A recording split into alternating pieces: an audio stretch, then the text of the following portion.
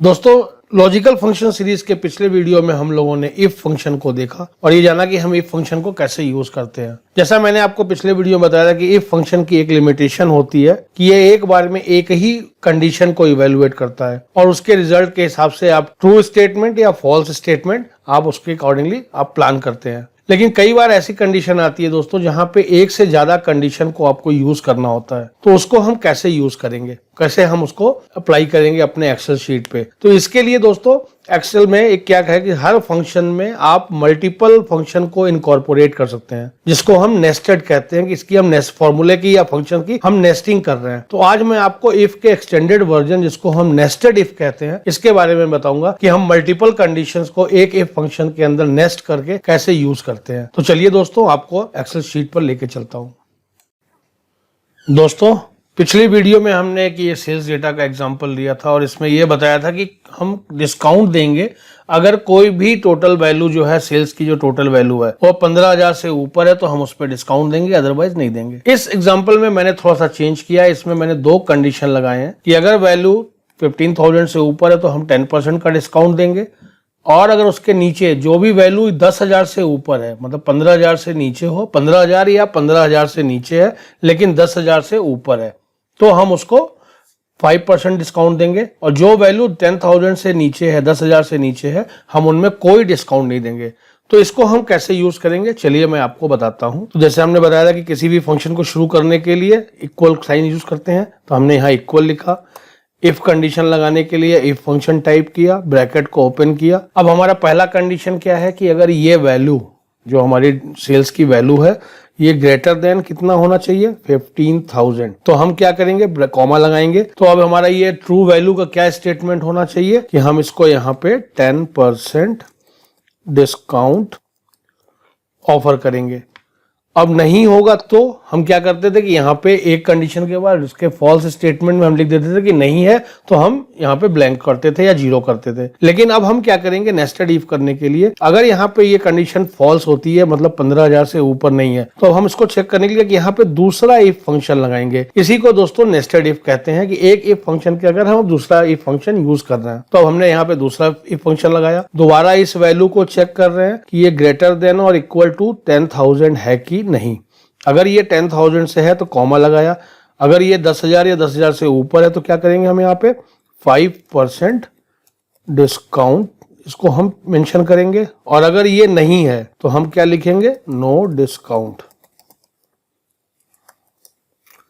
और ब्रैकेट बंद करेंगे। ये पहले वाले इफ का ब्रैकेट बंद हुआ, आप देखेंगे तो यहाँ पे कलर से भी आपको दिखेगा। और दूसरे इफ का हमने ब्रैकेट क्लोज किया, एंटर प्रेस किया, तो आप देख रहे हैं यहाँ पे ये दिखा रहा है 5% डिस्काउंट। क्यों? क्योंकि ये 15,000 से नीचे है और 10,000 से ऊपर है। अब हम इस फॉर्मूले को पूरा नीचे तक ड्रैग करते हैं, तो देखते हैं दोस्तों यहाँ पे जहां भी 15,000 से ऊपर है, जैसे ये वैल्यू, ये वैल्यू, ये वैल्यू, ये वैल्यू, यहाँ पे इसने 10% का डिस्काउंट ऑफर किया है। ये 10,000 से ज्यादा है लेकिन 15,000 से कम है, तो यहाँ 5% डिस्काउंट है। ये वैल्यू 10,000 से नीचे है, ये वैल्यू 10,000 से नीचे है, तो यहाँ पे इसने नो डिस्काउंट ऑफर किया है, मतलब हमें इस पे कोई डिस्काउंट नहीं देना है। चलिए मैं इसको एक बार डिलीट करता हूँ और इसको वैल्यू में कन्वर्ट करता हूँ, जैसे कि डिस्काउंट की क्या वैल्यू आएगी उस पर कन्वर्ट करता हूँ। तो मैं इन सारे फंक्शंस को यहाँ से डिलीट करता हूँ, इस फंक्शन को एडिट करता हूँ। इस फंक्शन को एडिट करने के लिए आप यहाँ पे डबल क्लिक करिए तो ये फंक्शन एडिट मोड में आ जाएगा। तो हमारा क्या था कि यहाँ पे जो हमने 10% डिस्काउंट लिखा था इसको मैं चेंज कर देता हूँ। मैं क्या करूँगा, इस वैल्यू के मल्टीप्लाई करूँगा 10%, तो मतलब हम यहाँ पे 10% इस वैल्यू का देंगे डिस्काउंट। यहाँ पे ये आपका 5% का ऑप्शन है तो इसको भी मैं डिलीट करता हूँ, और यहाँ पे हम इस वैल्यू मल्टीप्लाई बाई 5% करेंगे। और यहाँ नो डिस्काउंट है तो हम यहाँ पे नल डाल देंगे कि यहाँ पे हमें ब्लैंक कुछ नहीं आएगा, ब्लैंक सेल आएगा, और हम इसको एंटर करते हैं दोस्तों। तो आप देखिए ये 5% इसका 563 आ रहा है। इसी तरीके से हम इसको नीचे तक ड्रैग करते हैं तो आप देखेंगे कि दो सेल में ब्लैंक है, मतलब ये 10,000 से नीचे है। बाकी सेल में यहाँ पे 10%, यहाँ 10%, यहाँ पे इसने 10% दिया, बाकी 5% वैल्यूज आ गई। तो इस तरीके से हम दो कंडीशन को यूज करके हमने इफ फंक्शन को नेस्ट किया था। आगे हम आपको बताते हैं कि हम और इससे ज्यादा भी फंक्शन, अगर हमें कोई कंडीशन यूज करनी है, दो से ज्यादा कंडीशन यूज करनी है, तो हम कैसे करेंगे। तो आपको मैं दूसरा एग्जांपल दिखाता हूं। दोस्तों इस एग्जाम्पल में हमने लिया हुआ है जो आपको पिछली बार हमने दिखाया था कि ये हमारे स्टूडेंट्स के नाम है, मार्क्स हैं, परसेंटेज है।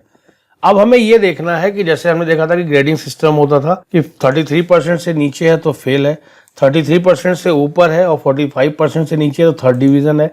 इसी तरीके से सेकंड डिवीजन 45% से ऊपर, 60% से नीचे, 60% से ऊपर है, 75% से नीचे है तो वो फर्स्ट डिवीजन है, और 75% से ऊपर है तो उसको हम डिस्टिंक्शन की कैटेगरी में रखते हैं।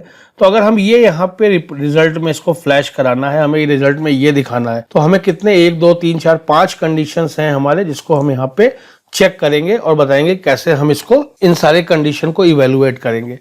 तो चलिए मैं शुरू करता हूँ। सबसे पहले इक्वल साइन, फिर इफ कंडीशन। इफ कंडीशन के बाद जैसा मैंने बताया ओपन करेंगे ब्रैकेट को। क्या चेक करेंगे? हम ये चेक करेंगे कि ये वैल्यू 75 से इक्वल या ज़्यादा है। तो अगर 75% से ज़्यादा है या बराबर है तो क्या लिखेंगे हम यहाँ पे? डिस्टिंक्शन लिखेंगे हम। और अगर नहीं है तो क्या होगा? हमारा दूसरा इफ कंडीशन यूज होगा। दूसरे इफ कंडीशन को यूज करने के लिए फिर से हम इसी फंक्शन को यहाँ पे वैल्यू को चेक करेंगे और देखेंगे कि हमारा क्या है, ये ग्रेटर देन और इक्वल टू 60% है कि नहीं है। अगर ये इसके बराबर है तो कॉमा लगा के हम ट्रू स्टेटमेंट में लिखेंगे फर्स्ट डिवीजन। नहीं, अगर ये 60% वाला भी कंडीशन फुलफिल नहीं होता है तो इसके फॉल्स में आएगा। तो हम यहाँ पे फिर तीसरा इफ लगाएंगे। तीसरा इफ लगा के हम यहाँ पे चेक करेंगे कि ये हमारा इज इक्वल टू और ग्रेटर देन 45% है क्या। अगर ये इसके बराबर है 45% या उससे ज़्यादा है तो हम यहाँ पे लिखेंगे सेकंड डिवीजन। इसके बाद अगर ये इसको भी फुलफिल नहीं कर रहा है तो हम एक कंडीशन फिर लगाएंगे। इस कंडीशन में हम यहाँ पे चेक करेंगे क्या ये ग्रेटर देन और इक्वल टू 33% है। अगर ये है तो हम यहाँ लिखेंगे थर्ड डिवीजन। और अगर ये भी कंडीशन नहीं है तो इसका मतलब है वो बंदा फेल है। तो हम यहाँ पे फेल लिख करके सारे ब्रैकेट को बंद करना शुरू करेंगे। तो हमने एक ब्रैकेट बंद किया, दूसरा ब्रैकेट बंद किया, तीसरा ब्रैकेट बंद किया और ये चौथा ब्रैकेट बंद किया। देखेंगे यहाँ पे आपके 4 इफ कंडीशन लगे हैं, 1 2 3 और ये 4। तो 4 ब्रैकेट बंद करके आप एंटर प्रेस करेंगे और यहाँ देखेंगे ये डिस्टिंक्शन दिखा रहा है क्योंकि ये 86% है। इसके बाद हम इसको नीचे तक ड्रैग करेंगे दोस्तों, तो आप देखेंगे कि ये 69% 75 से नीचे है, इसलिए इसको फर्स्ट डिवीजन दिखा रहा है। ये दोनों डिस्टिंक्शन दिखा रहे हैं। ये यहाँ पे 33% से बिलो है, इसलिए फेल दिखा रहा है। फिर यहाँ डिस्टिंक्शन थर्ड डिवीजन क्योंकि 35% है। तो इस तरीके से हम मल्टीपल कंडीशन को इफ के अंदर इफ के अंदर इफ करके नेस्ट करके हम मल्टीपल कंडीशन को इवेलुएट कर सकते हैं। इसके लिए अगर आप फॉर्मूला दोबारा देखना चाहेंगे तो हमने इस तरीके से इस फॉर्मूले को यूज किया है कि पहले हमने देखा कि ये वैल्यू 75% या उससे ऊपर है तो डिस्टिंक्शन, अगर नहीं है तो इसके हम फॉल्स स्टेटमेंट में हम एक नया कंडीशन चेक करते हैं। इसी तरीके से हर कंडीशन के ट्रू स्टेटमेंट में हम वैल्यू असाइन करते हैं और उसके फॉल्स स्टेटमेंट में हम एक नया कंडीशन यूज करके 4 कंडीशन हमने यूज किया और हमारे को ये रिजल्ट सामने मिल गया। दोस्तों मैं आशा करता हूं कि आपको ये नेस्टेड इफ फंक्शन हमारे दोनों एग्जाम्पल से आपको समझ में आ गया होगा। पहला एग्जाम्पल था और ये दूसरा एग्जाम्पल। दोस्तों आप इसकी प्रैक्टिस करिए। इन केस कहीं आपको डाउट आता है या कोई भी दिक्कत परेशानी है तो मेरे कमेंट सेक्शन में डालिए, मैं आपकी परेशानी को दूर करने की कोशिश करूंगा। थैंक यू दोस्तों।